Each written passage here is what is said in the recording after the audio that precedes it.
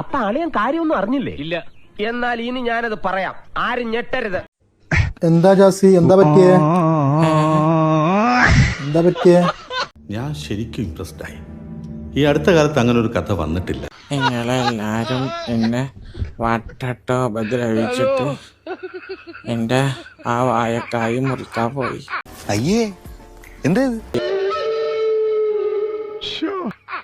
ആ വായക്കായി മുറിച്ചിട്ടാണ് ഇപ്പൊ ഉള്ളത്. ഒരുപാട് ആൾക്കാർ എന്നോട് പറഞ്ഞു, അച്ഛൻ പറഞ്ഞു ഇതിലും ഭേദം കട്ടപ്പാറയായി കക്കാൻ ഇറങ്ങുന്നതാണെന്ന്. എന്താ അത് മുറിച്ചൂടേന്ന്.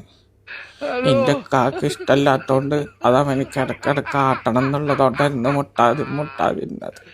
നേരല്ലേ അള്ള, അത് ഇത്ര കഷ്ടായി പോയിട്ടോ.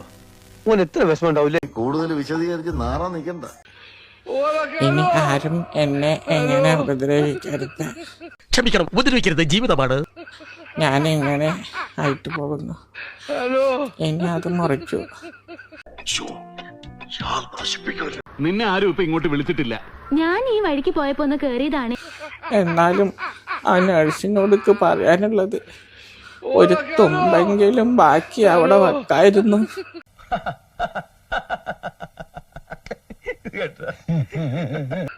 മൊത്തം മുറിച്ചു. ഇനി ഒരു മീൻ്റെ തലയെങ്കിലും അവിടെ വെക്കാൻ സമ്മതിക്കണം. സങ്കടമുണ്ട്. ആരുമില്ലാത്തവർക്ക് വെളിച്ചെണ്ണ കൂട്ടുണ്ടാവും വിചാരിച്ചിരുന്നതാ. എനിക്കങ്ങ് തരിച്ചങ്ങ് കേറുന്നങ്ങ.